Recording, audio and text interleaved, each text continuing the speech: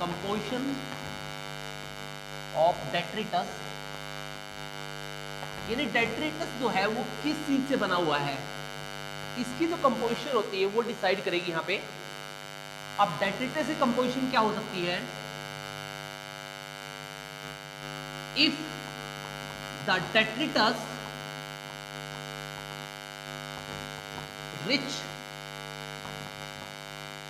if the detritus rich in chitin, lignin and cellulose, अगर detritus जो है वो काइटिन कंपोजिशन है, उसके अंदर लिग्निन की कंपोजिशन है या फिर सेलुलोज की कंपोजिशन है, तो डिकम्पोजिशन रेट क्या होगी? स्लो होगी। डिकम्पोजिशन रेट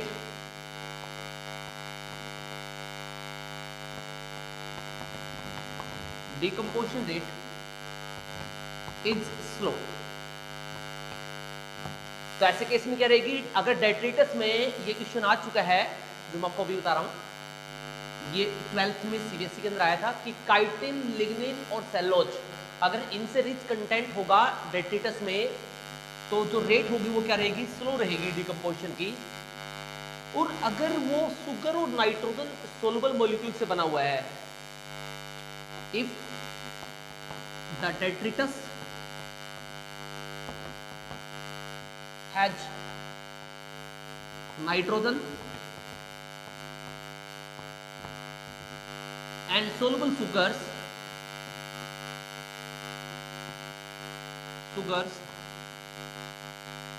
like कार्बोहाइड्रेट की जो फॉर्म्स होंगी, सोलुबल सुगर लाइक स्टार्च होगा इस फॉर्म से, sugars, decomposition rate is faster. तो डिकम्पोजिशन रेट क्या होगी? फास्टर होगी इसका, राइट। तो याद रखना है कंपोजिशन होती है वो डिसाइड करेगी यहाँ पे। लिग्निन और काइटिन और सेलुलोज केस में स्लो होगी, और जो सुगर सोलुबल होती है और नाइट्रोजन रिच कंटेंट होगा अगर डेट्रिटस में, तो रेट क्या होगी? फास्टर होगी, राइट। तो ये होती है कंपोजिशन ऑफ डेट्राइटस।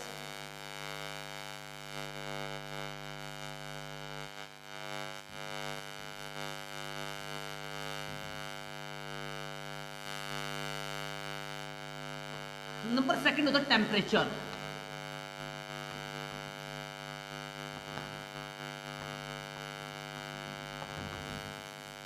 देखो टेम्परेचर अगर फेवरेबल होगा, अगर टेम्परेचर जो है एवरेज टेम्परेचर किसी एरिया का अगर 25 डिग्री सेल्सियस टेम्परेचर होगा, जो एक रूम टेम्परेचर माना जाता है एवरेज टेम्परेचर, अगर होगा तो उसमें जो डिकम्पोजिशन रेट है वो नॉर्मल होगी, फास्टर होगी। Decomposition rate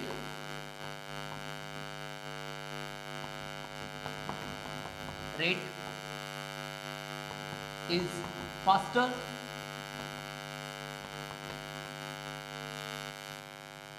at 25 degree Celsius to 40 degree Celsius के बीच में क्या होती है?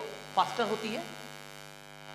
और इसी वजह से ये टेम्परेचर जो एवरेज टेम्परेचर इतना मिलता है, ये टेम्परेचर आपको जनरली कहाँ दिखाया जाता है? ये जनरली आपको ट्रॉपिकल रीजन में आपको देखने को मिलेगा, और टेम्परेट एरिया में से लेस होता है। इसी वजह से जो डिकम्पोजिशन रेट होती है वो फास्टर होती है ट्रॉपिकल एरिया में as compare to temperate area.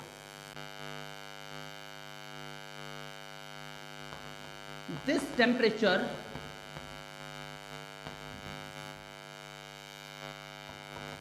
Is optimum, या इसकी तरह ये भी लिख सकते हो,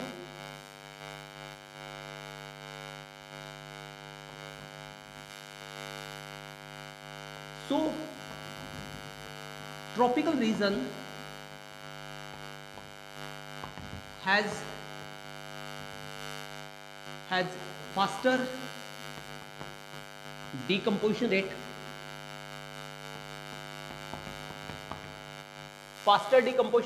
as compared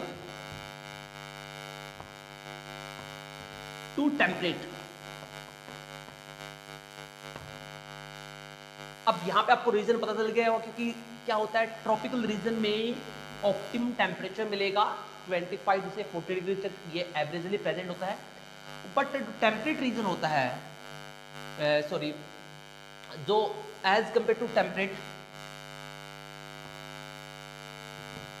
but temperate region में क्या होता है, टेम्परेट रीजन में जो ऑप्टिमम टेम्परेचर होता है थोड़ा कम रहता है, कई बार 25 डिग्री सेल्सियस रहता है, कई बार थोड़ा ऊपर भी रहता है, बट इन विंटर सीजन ये डाउन चला जाता है। तो एवरेज टेम्परेचर वहाँ पे 18 to 25 के बीच में रहता है।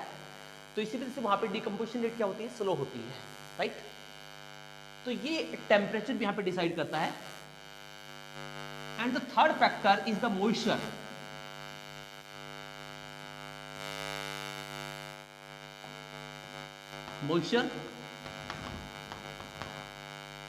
Moisture mean water content. जितना ज्यादा वाटर कंटेंट होगा उतनी ही ज्यादा डिकम्पोजिशन रेट फास्टर होगी। High moisture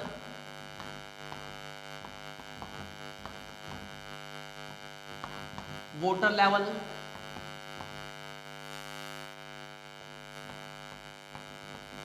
high moisture water level, high decomposition rate, और डिकम्पोजिशन रेट भी क्या होगी, फास्टर होगी। तो इस बेस पे भी जो ट्रॉपिकल रीजन होता है ज्यादा बेस्ट माना जाता है, क्योंकि ट्रॉपिकल रीजन में ज्यादा रेनिंग होती है, बारिश ज्यादा होती है वहां पे। तो इसी वजह से ट्रॉपिकल रीजन भी क्या है, इस वजह से बेस्ट माना जाता है। ट्रॉपिकल जो फॉरेस्ट होते हैं, रेन फॉरेस्ट होते हैं, वो सबसे बेस्ट जगह होती है किसके लिए, डिकम्पोजिशन के लिए। और नंबर 4 होता है दैट्स एरिएशन। एरिएशन का मतलब होता है ऑक्सीजन होती मस्ट होती है, ऑक्सीजन होगी तो डिकम्पोजिशन रेट फास्टर होगी। In oxygen presence decomposition rate is faster. O2 presence में क्या होता है, डिकम्पोजिशन रेट फास्टर होती है। एज यू सीन, आप देखते हो किसी एक वाटर में अगर डिकम्पोजिशन हो रही है, एक लैंड पे हो रही है डिकम्पोजिशन, तो डिकम्पोजिशन की रेट जो होती है वो लैंड पे ज्यादा फास्टर होगी, क्योंकि लैंड पे ऑक्सीजन कंटेंट ज्यादा होता है एज कंपेयर टू ओशन या वाटर। तो इसी वजह से वाटर में डिकम्पोजिशन रेट स्लो होती है, क्योंकि वाटर में ऑक्सीजन कम डिजोल्व होती है और लैंड पे ज्यादा फास्टर होती है। इसका रीजन क्या होता है, क्योंकि लैंड पे ऑक्सीजन लेवल ज्यादा मिलता है, right. So these are the some factors which affect the decomposition, right.